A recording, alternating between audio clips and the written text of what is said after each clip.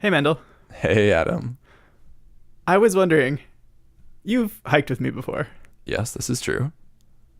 Could you describe to our audience what taking a hike with me is like?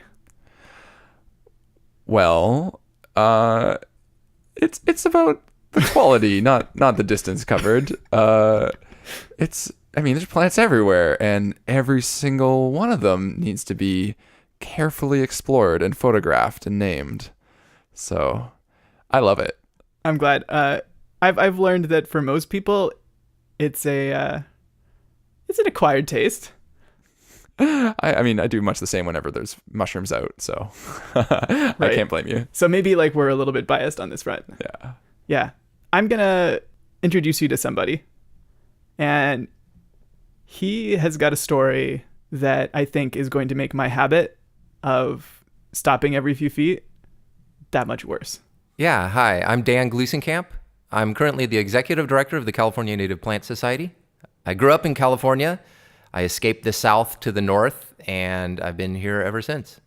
I also escaped from the South to the North. It's just that I escaped from Northern California to British Columbia. Wow. So we have that in common. Does he remind you of you in other ways? In some particular ways, yeah. Okay. And he's got the best drive-by botany story I know of. Whoa. I found myself driving home from a climate change conference where I had given a talk in the midst of a whole bunch of folks talking about crazy actions we could do to save the world from climate change. I made a pitch that the first thing we should do, the most cost-effective and the most careful and productive and no-regret strategy would be, first, to find everything that's rare, and then second, take care to not destroy them. And I really believe that that's kind of the first thing that we should do for climate change. And the science is very clear that, to deal with climate change, first you do basic conservation, and it'd be nice for us to start doing that. I had that in my head as I was driving home to San Francisco from a climate change conference in Sonoma and looked out the window at a site just off the Golden Gate Bridge. When you get off the bridge, there was a little teardrop island in the middle of all these lanes of freeway traffic. And I looked over there. They had recently trimmed some bushes back in preparation for rebuilding that off-ramp. And I saw something that looked a little bit like a manzanita, but it's hard to tell when you're zooming by at 60 miles an hour.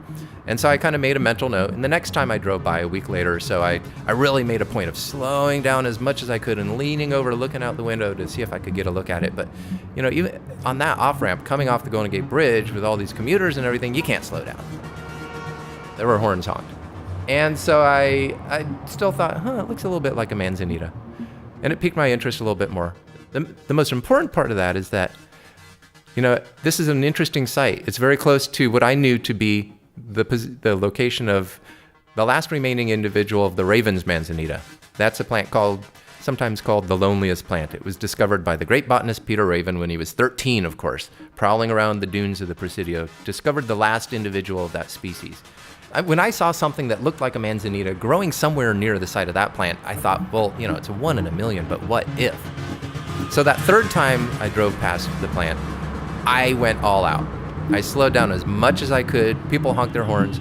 I leaned over, still doing, 45 or something, leaned over with my camera and tried to take a snap of it as I drove by. I quickly looked at it, and it was just a blurry mess. You couldn't see anything. And so I got on the phone, and I called Lou Stringer, a friend of mine who's a great ecologist, and like all great ecologists, would much rather go out looking for a plant than sitting at his computer. So I didn't reach Lou. I left a message on his answering machine. Hey Lou, sorry, this is Wild Goose Chase, but there's something that looks a little bit like a manzanita. I'm sure it's not, so I'm sorry, but wouldn't that be cool if it were a mate for Raven's manzanita? Wouldn't that be cool? Okay, bye. And then I got cut off by the beep of the machine. And so when I got home, 5-10 minutes later, I called Lou again, and he picked up the phone this time. He said, I can't talk. We're loading up. We're going to go out and look for it. My name is Michael Chassé, and I work for the Division of Natural Resource Management and Science here at the Golden Gate National Recreation Area. So he and Mark Frey went out. They drove past once. They said, no, it's just a weedy leptosperma bush. And then they circled around and they drove by again and they looked at it and said, no, it's just an acacia. It's like an acacia. And then they drove by and they went, yeah, it's either a leptosperma or an acacia. It's definitely a weed. I don't know why, but they pulled over. They parked kind of off the freeway on a side road. And so there was no way to walk to it. without crossing a highway, risking your life. They ran across 3 lanes of freeway, and then they ran across another 3 lanes of freeway, and we're talking rush hour Golden Gate Bridge freeway. And they found themselves on that little traffic island that no one had really been on since probably 1937, since the bridge was built. And they broke out their Jepson manual and they keyed it out. It was a Manzanita. If you don't have to be an expert in Manzanitas to know it's generally a Manzanita. I'm good at spotting weird things, but I usually don't know what I'm seeing. The question was, what is this? And how is it here and not discovered? It wasn't the Raven's Manzanita. It wasn't a mate to the Loneliest Plant. It was a survivor of the Franciscan Manzanita, the plant that we all knew had been driven extinct. It's not often that happens where you find a presumed extinct plant and have a chance to save it. And so that became our second last of its kind Manzanita here in the Presidio. Wow. Talk about winning the plant lottery. I know, right? I'm so jealous. Wow. And now whenever I drive or bike anywhere, it was already bad before this, but now I'm constantly stopping and looking. Yeah, you never know when a presumed extinct species might be just over the next lane. You never know. Broadcasting from Vancouver, British Columbia, on the unceded territories of the Musqueam, Squamish, and Tsleil-Waututh peoples, this is Future Ecologies, where your hosts, Adam Huggins and Mendel Skulski, explore the future of human habitation on planet Earth through ecology, design, and sound.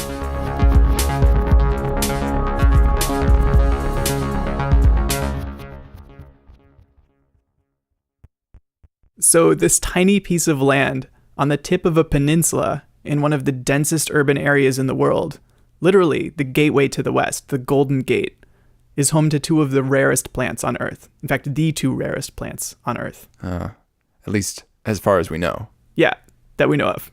And their predicament poses 2 very different existential questions, depending on your perspective. So I guess the first one is, do species like this have any kind of future in the world that we're creating? Totally.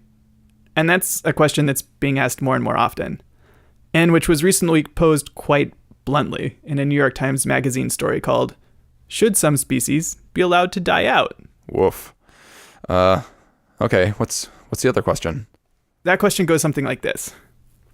In this new world that humans are creating, does any species, at least any species that we know of or are able to recognize, does any species need to go extinct? Like ever?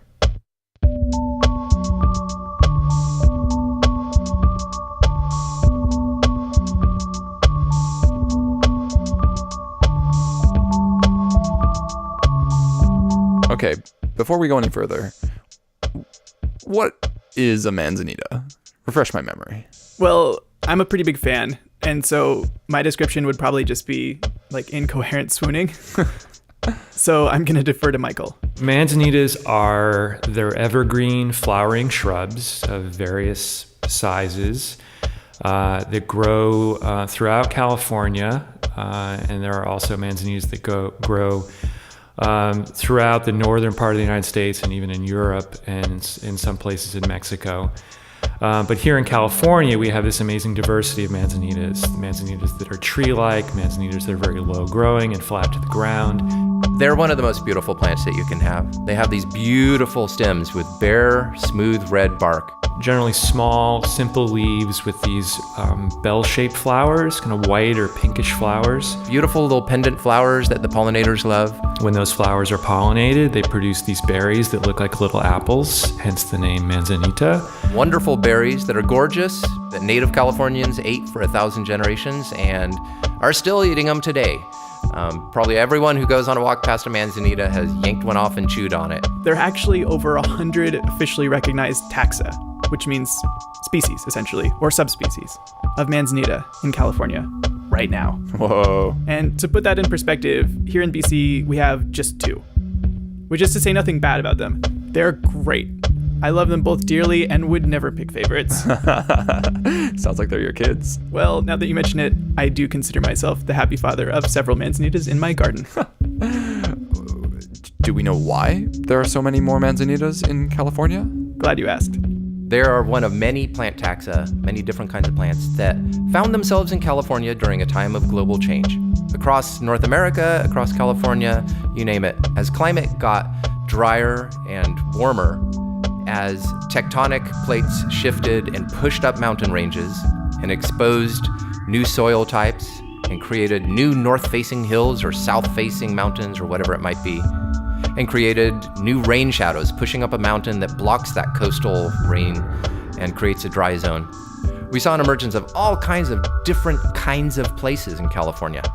And those plants that were already here said, awesome, let's diversify. Well, that's not really the way it worked. Manzanitas have gone through this rapid period of evolution in the last, say, 1.5 million years. And that seems like a long period of time, but that's a short amount of time.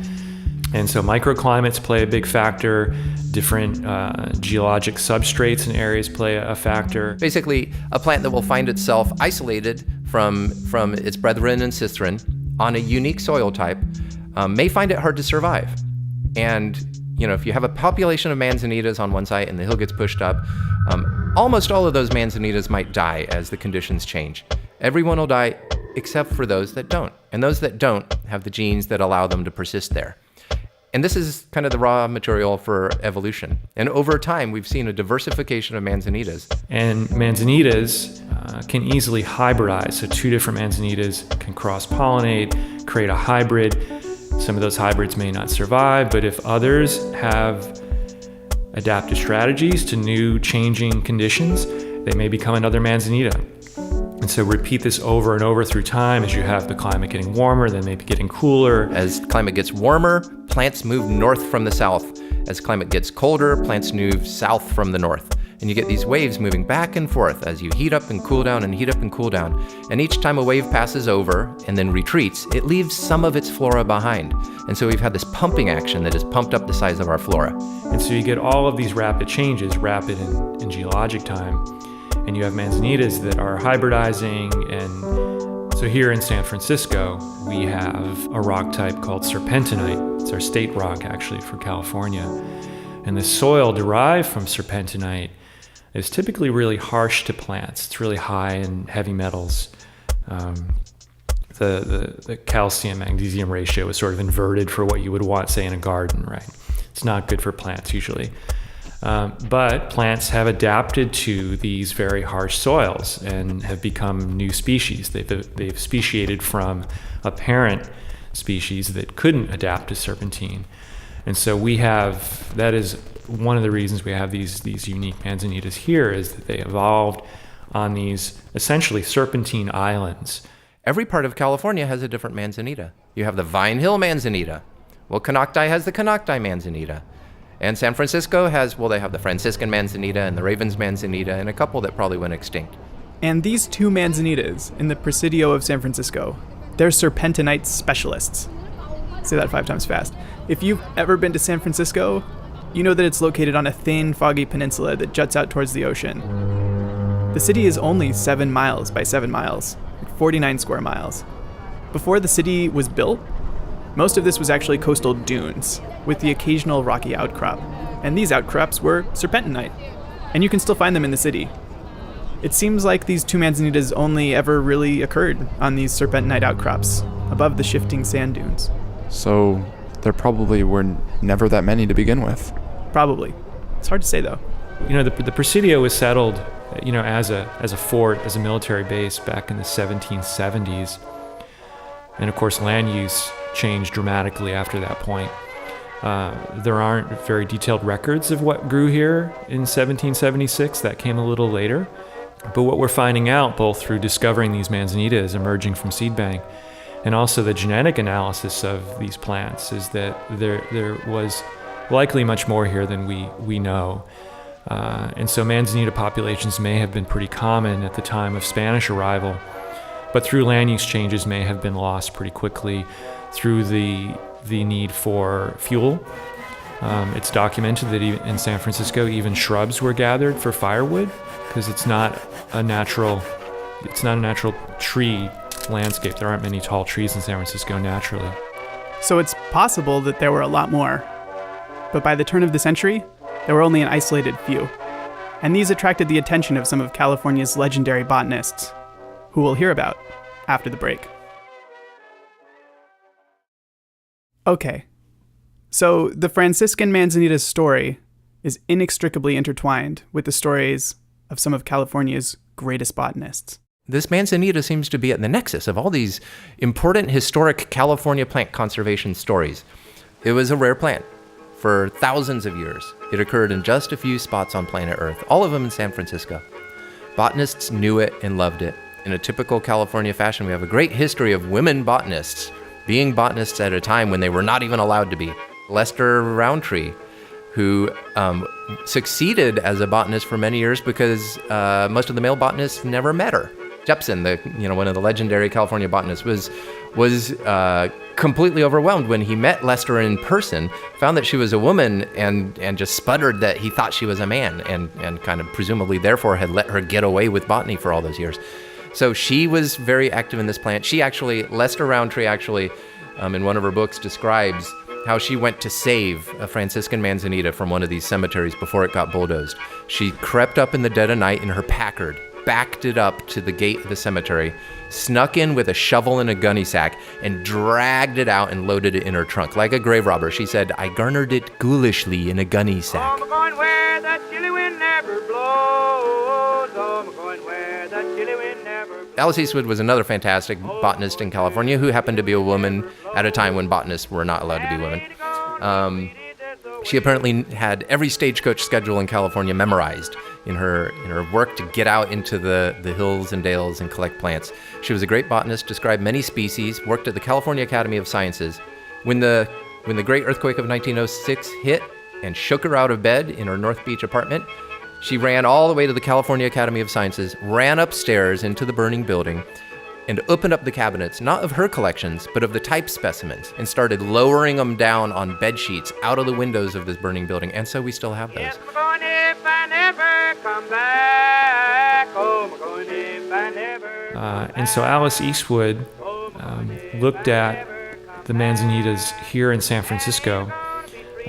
They were surviving in the tops of the tallest hills and in these cemeteries that weren't developed, and determined that they were, in fact, unique. They were different than other Manzanitas. And so she wrote this up in a scientific paper. It was peer-reviewed and accepted. And her determination has existed to today that the Franciscan Manzanita, which grew in Laurel Hill Cemetery, is a unique Manzanita and different from the ones that it was lumped in with previously. Now, what Alice Eastwood didn't know was there was a second Manzanita in these locations that looked a lot like the Franciscan Manzanita.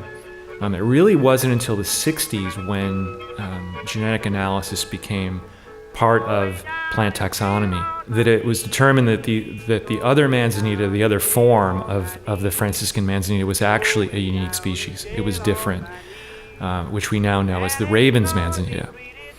And so we now know there are two unique Manzanitas that only grew here in San Francisco and nowhere else. They've never been described from anywhere else. All the collections that were done in California, the only place that the Franciscan Manzanita and the Raven's Manzanita were found were here in San Francisco in like 5 locations.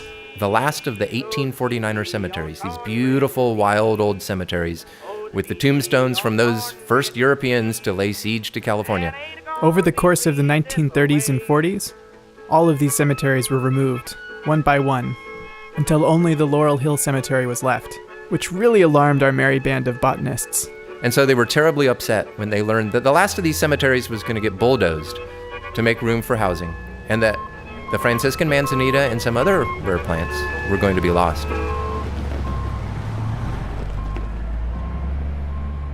So bulldozers essentially take out the last of these plants, except for these 2 individuals, one of each species, the loneliest plants.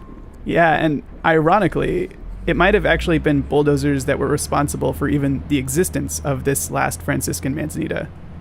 The seeds of most manzanitas have this tough outer coating, and they won't germinate at all unless they undergo a process called scarification. What's called scarification of the seeds, where if the seeds are scratched in some way to allow for moisture to then cause the seed to germinate. Historically, this would mean either being triggered by the heat or smoke of fire, or passing through the guts of a bird. There have been manzanita seed bank emergence observed along road cuts. So the thought is that you have heavy machinery come and scrape a roadside for a highway that may in the process also scarify these seeds and cause them to germinate. Wait, how old is this plant? We don't really know. Possibly 70, 80-year-old plant. We're not sure, but that was the guess by the experts. And so that 70-year estimate corresponds with the construction of the highway, the original highway approach to the Golden Gate Bridge. And so the best guess among the experts is that Franciscan Manzanita found along the highway may have germinated from the construction of the highway, from seed that was in the seed bank for who knows how long. Isn't that cool? This plant might be the actual, sister of the Golden Gate Bridge. Oh man, so this last manzanita is hidden by the highway for decades until Dan spots it during construction? Yeah. So what do they do with the plant? Well, this is where things get pretty weird. Why? What happened? Fox News happened. Oh. All right, so would you spend $175,000 to move a bush? Now, San Francisco recently did, and Stephen Crowder went to the city by the bay to find out why. Stephen. This is Doyle Drive, a $1 billion freeway reconstruction project in San Francisco. Now, nobody has a problem with the rebuilding of this place, but what people might have a problem with, however, is the $175,000 taxpayers' dollars used to move a bush that was smack dab in the middle of it. Enter the Franciscan Manzanita, otherwise known as this word here that I can't pronounce. Awesome. Oh my God. Okay. The Latin or scientific name of this species is Arctostaphylos franciscana. That's not so bad. And I am a fierce proponent of Latin binomials as species names. They're actually really helpful and descriptive, because they not only contain clues about what the species is like and what its history is, but also how it's related to other similar species. And it doesn't matter how you pronounce them, because Latin is a dead language. If someone tries to insist that they have the right pronunciation for a scientific name, just give them a knowing smile and nod. And I'll give you one example of why this is so cool. So there's this other manzanita that has tons of common names. Some people call it bearberry. Some call it kinnikinnick. I love kinnikinnick. Me too. And its Latin name is Arctostaphylos uva-ursi. The first part is actually Greek. Arctos, meaning bear, and staphylos, meaning grapes, essentially. And the second part is Latin. Uva, meaning grape, and ursi, meaning bear. So its Latin name means bear grapes, bear? I like to think of it as bear grapes, but yeah. Bear grapes, it is. Okay, that's hilarious. But are we done now? Can we move on? Yeah, okay, we're good. So they spent some money to do what? Well, just like botanical superheroes, they swooped in to save the plant. The highway construction plans were to clear that whole area and have that become part of the roadway.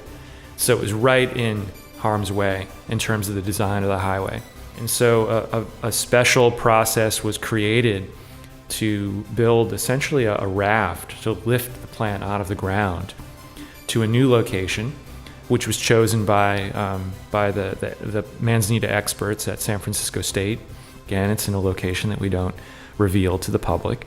It was lifted out with a crane and placed on a flatbed. The attempt was to remove as much of the plant as possible. And so the plant, the soil, the rocks in the soil weighed about, I think it was about 20,000 pounds. And the risk paid off. That original plant, which the staff here in the Presidio have nicknamed Francie, has survived and is still in its location and producing flowers and thriving to this day. So this was a different era. This was in the wake of the Great Recession. Obama's stimulus program was in effect. The most sweeping economic recovery package in our history. Nancy Pelosi was under attack from the Tea Party conservatives. The Tea Party is the not $1.1 billion Golden Gate Bridge project, funded by Obama's stimulus program, and in Nancy Pelosi's district, was a great target for those Tea Party conservatives to say, it's a shrub. I can buy a shrub at the nursery for $6. Why are we spending money on that? Fortunately, Caltrans is used to stuff. They had budgeted $750,000 for this, and so putting a very small portion of that into saving the plant, they were thankful for the chance. They got to de-extinct a species. They were quite happy about it. The money was there for it. It cost about a cup of coffee for every person in San Francisco for one day, relatively cheap. San Franciscans were generally very much behind it. It wound up on the cover of the voter pamphlet for that year, which was very interesting given the kind of political attacks on it. So when the dust clears, the Franciscan Manzanita was successfully secreted away to an undisclosed location, which makes it a lot like its relative, the Raven's Manzanita, not far away. I can see why Fox would have latched onto this, though. It's like, we spend all this money to protect these manzanitas, but we don't tell anyone where they are? Yeah, it's kind of unfortunate. But the danger of damage is just too great if they were public. And besides, it gives those of us who are really committed a really exciting treasure hunt. Don't tell me you know where they are. Well, I did grow up with Pokemon, you know. Like you gotta catch them all? Yeah, exactly. And let's just say I fared a little bit better than Fox News did. Excuse me, have you seen this bush? No? Have you seen this bush? Have either of you seen this bush? There's still this question that's bugging me. Like, how do you go from just one remaining plant individual? Aren't they basically just extinct at that point without a mating pair?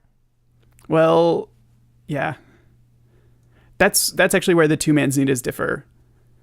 Before all the Franciscan manzanitas were destroyed, some really committed botanists collected some and started growing them out. There were collectors, horticulturalists that were kind of pioneers in native plant horticulture back in the 30s, who knew that these rare manzanitas in San Francisco were going to be lost to development. And so they went in before the bulldozers came through, dug the plants out, brought them to botanic gardens. James Roof, the director of the Tilden Botanic Garden, by all accounts a curmudgeon, grew up in the dunes of San Francisco. And one of the great things that he saved in his garden was a Franciscan Manzanita that had been collected from the wild. So Michael and his team, they got to work. Bringing in those plants that were collected from the wild locations in San Francisco back in the 1930s, preserved in botanic gardens. So these are different genetic individuals than the one found here in the Presidio. And so that provides the potential for cross-pollination, for viable seed production. So we feel we have 3 different genetic individuals, in addition to the one here in the Presidio, which makes 4. Still a very small population, but better than 1, right? And so this provides potential for future populations of manzanitas that are genetically different. So because of this combination of the discovery of a last remaining wild individual and propagation of plants at botanical gardens, there's actually a future for this plant. Wait. Hold up. There were other individuals of this Franciscan Manzanita all along, just living in botanical gardens? Yeah. You can actually buy them when the gardens have plant sales. Okay, so there it is. These were taken November 9th from the original plant. Can I hold the actual, I'm holding a piece of magic. Conservation can be pretty strange. Yeah, but you have to admit that there's something important about the fact that there was still an individual living out there in the wild. It tells us that these botanical garden collections are still viable out there too. And they can help create the next generation, where there wouldn't have been one otherwise. Plus, it's a much better outcome than what's happening with the Raven's Manzanita. The collectors focused on the type form of the Franciscan Manzanita, the one that Alice Eastwood collected and brought to the California Academy of Sciences. What they failed to collect was the Raven's Manzanita.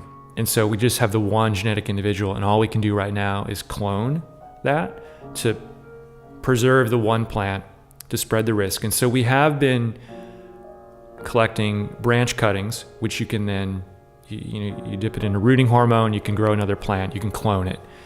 So we're doing that, planting those in new locations to spread the risk out in case something would happen to the original location.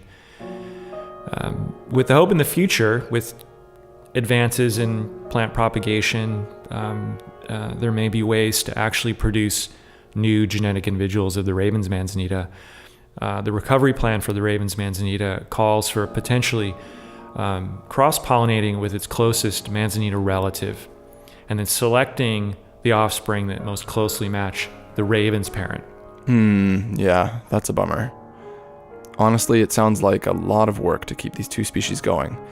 And even if they're still here, do they really have any impact on the local ecosystem anymore?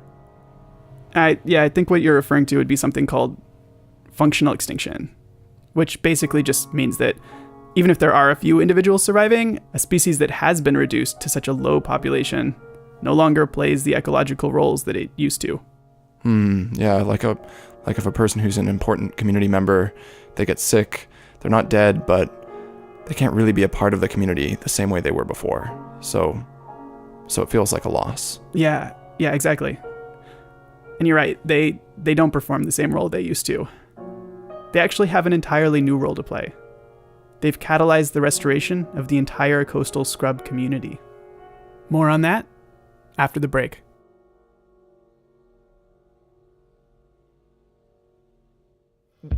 We don't value these things simply because they have ecological function at this moment in time. So there are plants where, when you get down to one individual, we talk about it being, people say things like it's ecologically dead, but we're not valuing them because of their great ecological benefit. To some degree, the more rare they are, the more special they are to us, which is not what you would expect if it were just a simple amount of impact they have on the world. There's an emotional side to that again is the result of evolution. There's selective reasons for it. And then there's also a strategic side to it. We've been talking a lot about these two very rare manzanitas, but on a larger level, we're restoring habitat. We're planting not only manzanitas, but plants that are associated with these manzanitas. So we've gone through the botanical records from all the historic locations, and we've seen patterns in plants that are growing with these manzanitas.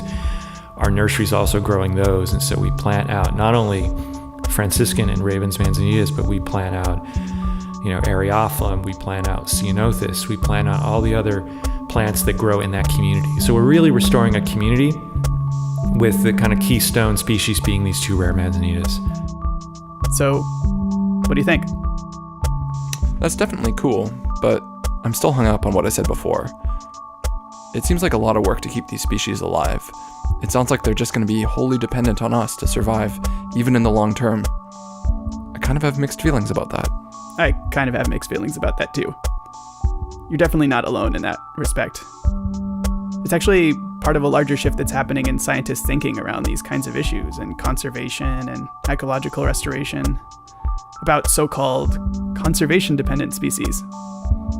Sometimes I feel pretty pessimistic about what's going to happen to these rare species, especially when we can hardly even protect large animals like rhinos.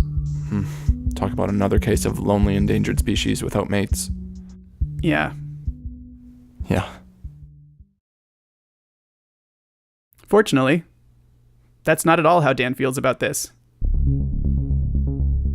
I don't think we talk about conservation-dependent antiquities and great works of art. We accept that those marvelous paintings that we get to look at in art museums that teach us about what people were like hundreds of years ago, they are conservation-dependent. If we don't take care of them, we'll lose them. And in the same way, yes, we do have some species that are conservation-dependent, but that doesn't diminish their value. We get something out of taking care of things. It is fundamental to our nature to need to take care of other humans, of other species, of systems, of things, of beliefs.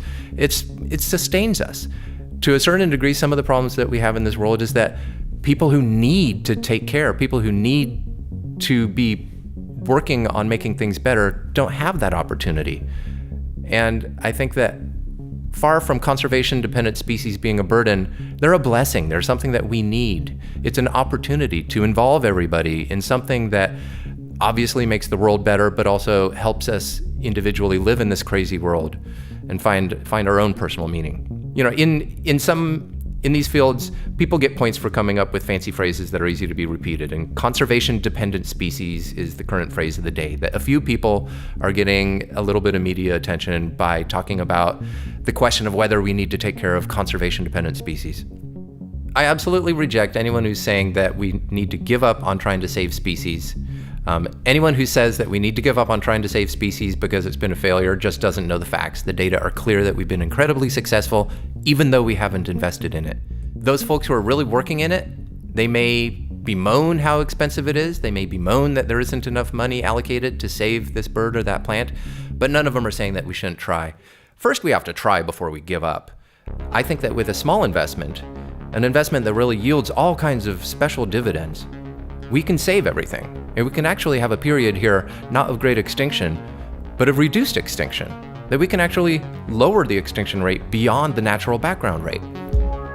And that creatures looking at the geologic record 1 million years from now can look at that level. They can look at the plastic layer in the Earth's geologic history and say, wow, something really weird happened there. Extinction kind of went on pause. Someone must have been there emitting plastic and saving species so that when they were done, the Earth was more diverse. All those species that they inherited, most of them are still there, and new species emerged. There's the South Central Clarkia. There's all these species that emerge due to diversification of things that we are planting and spreading around.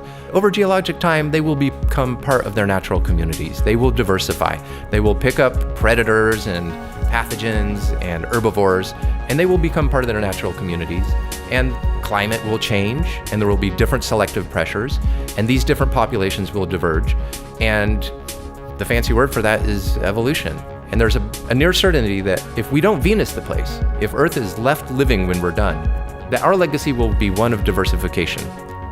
That having moved these things around the planet, even though they cause a lot of trouble, and even though biological invasions do reduce diversity locally, on the geologic timescale, it'll actually be a net plus.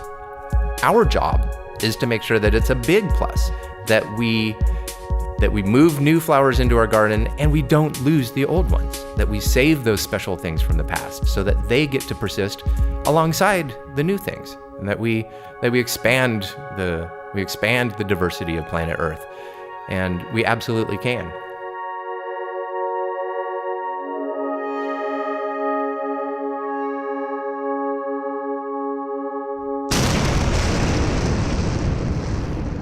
Don't worry, we haven't Venus the place. That was the sound of my mind exploding. Yeah, it's so beautiful to me to imagine that, given that we're perpetuating what many scientists are calling the 6th great mass extinction, just to imagine that if we chose to, we could actually save species from extinction that otherwise would have gone extinct. Like we could lower the background rate of extinction in certain places. Yeah, that we could all come out of this with more diversity than when we went into it. Dan is taking the long view on this one. And so I think that if we, again, this is an if we get through this crazy bottleneck of, the juvenile years of godlike human power, if we get through the next few decades, the next century, we'll be able to do what we want. And much of what we want will be to make our garden more beautiful and more wild. It's interesting he mentions the word garden in there. It's kind of hard to articulate, but he's essentially saying that it's fine that these manzanitas might not be able to persist on their own in the wild, at least right now, like we're transitioning from being conservationists to being gardeners. Yeah, I kind of, I started as a gardener, so I've been going the other way, but now I'm kind of going back. It's just kind of back and forth. I love gardening. Lots of people love gardening. In this way, the Presidio of San Francisco is kind of like a microcosm of what we're doing to the planet in general. And so the management reflects that. Well, the Presidio is definitely a mosaic of different land types, and the land use history is different throughout the park. And that's what we have, and we're preserving what we have, restoring what we can. And by restoration, we're not trying to restore back to a certain period in time. Certainly we're using the past to inform our efforts. We look at what's lost, we try to bring those plants back, knowing full well that conditions have changed, knowing that it's going to go on a trajectory that's appropriate for right now and for where we're going in the future. And especially with climate change being a big consideration, the guidance that's really given by climate change experts is build resiliency into these ecosystems as much as you can so that they have the ability to adapt over time to rapid climate change. For as long as we're on this rock, the genes in these plants, the genes in these animals are going to be the raw material, the engineering food stock we need to survive on planet Earth. Each of these organisms is the latest story in living on planet Earth. During each generation, they go through these bottlenecks. 1 year is a wet year, and everyone drowns except for those that can survive that wet year. The next is a dry year, and everything dies except for those that have the genes to survive a dry year. The next year is a fungus outbreak, and everything dies except for those that have the genes to survive a fungus outbreak. You do that for a few billion generations, and you wind up with organisms that are a library of secrets to surviving on planet Earth.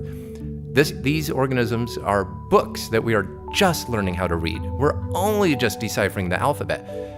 We're going to be on this planet for as long as there are humans. We're not going to colonize other stars. This is what we got. And we owe it to our descendants to save those books intact, to not lose them, to not scramble the pages, to keep those valuable things intact so that as they learn to read them and they learn to write their own books, they'll have that raw material. That library metaphor is actually really helpful.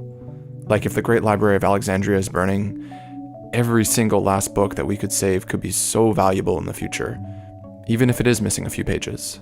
Especially with climate change. There are species that are rare now that might become keystone species in future ecosystems, future ecologies, as the climate changes. It's still hard for me to understand how Dan can be so optimistic. Yeah, well, that's the fun thing about plants. I mean, I get to be optimistic because I'm not working on the oceans. It's so sad. But in all seriousness, I'll let him make his pitch. We have, in California, we have more plants than any other state. We actually have more rare plants than most other states even have plants. People come from all over the world. I mean, a chunk of our economy is supported by people coming from Germany to see Joshua trees, or people coming from China to see redwood trees, people coming to see the great wildflower displays that California has. I mean, there are other countries that would love to have the tourism economy that we have that's just based on a few charismatic plants. Beyond that, we don't even know how many because we're in an era of incredible botanical discovery right now. We know that we have something like 7,000 plant species, plant types that are native to California. The truth of the matter is that it's probably more like 12,000. Once we start looking at them carefully, we'll find that's not a species, that's 6 different species, and they're not even related to each other. But we do know that we have an incredible wealth of species. About a third of them are rare. That doesn't mean that a third of them are endangered and going to go extinct. It just means that they're rare, they're special. They may only occur in 1 or 2 or 10 places. And they've only ever occurred in 1 or 2 or 10, and they're still there. And so I think we've got the elements of a really great story. We've got the world's 5th largest economy, where we have done more paving and agging and parking lotting than anyone else in the world. And yet somehow we have managed to save essentially all of those things. We have more to lose, and we have done more to lose them. And you would think that it would just be complete devastation. But the one story that people don't tell is the incredible success story of plant conservation in California. We're actually rolling back the list of extinctions in California. And we're not doing it by incredible magical technology. We're doing it by getting out there with some boots and looking for plants, or by doing the science to try and resolve these kind of taxonomic questions, or even just by driving and looking out the window and spotting a plant in a place that 1 million people have driven by in the last month. I guess I'm feeling a little bit better about California, at least. Oh man, I am not that optimistic about California, hence me leaving. But I think that Dan's point extends well beyond California. It's like it's a major shift in how we think about and fund and participate in conservation. And so I believe biodiversity is at its all-time low valuation right now. We don't value it. We're willing to lose something to extinction for the value of a mall parking lot. It is at the lowest possible valuation that biodiversity has ever been or ever will be. And future generations will recognize that. So our greatest enemy is giving up. And it really makes no sense to give up when you're succeeding. And that's kind of where we are now. And so I think at this point in time, we could be in a completely different world 10 years from now through some small thing that we just don't see now. And it could be something like we start talking about our successes and realizing that we have them. And we start feeling like we do have power. And that spreads and the whole paradigm changes, where we're joined by other partners, where the community buys in, where we're part of a winning team that is growing. And that's kind of all it would take to completely turn this around, and for us to realize that we live in a garden, that we live in a Garden of Eden, where things are mostly wonderful, and you can go outside and see a beautiful sky and it ain't falling. And with that, thanks for listening to our third episode of Future Ecologies. Future Ecologies is produced by myself, Adam Huggins, And me, Mendel Skolsky. We'll be back in a couple of weeks. Please tell everybody that you know. Subscribe, rate, and review the show wherever podcasts can be found. It actually takes a lot of work to put these together, and it really helps us get the word out. In this episode, you heard Dan Glusenkamp and Michael Chasse. This has been an independent production of Future Ecologies. Our first season is supported in part by the Vancouver Foundation. If you'd like to help us make the show, you can support us on Patreon. To say thanks, we're releasing exclusive mini-episodes every other week. The first one is already out on our main feed. Check it out, it's really good.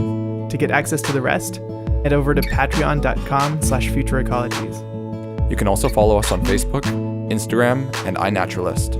The handle is always Future Ecologies. Special thanks to Kirsty Cameron, Theo Fatanides, Jacqueline Lim, and Ilana Fenaria. Music in this episode was produced by Sunfish Moonlight and Portbow. You can find a full list of musical credits, show notes, and links on our website, futureecologies.net. And if you've made it this far, thank you so much for listening. We really appreciate you and your feedback, so feel free to get in touch with us via the contact form on our website. See you in 2 weeks.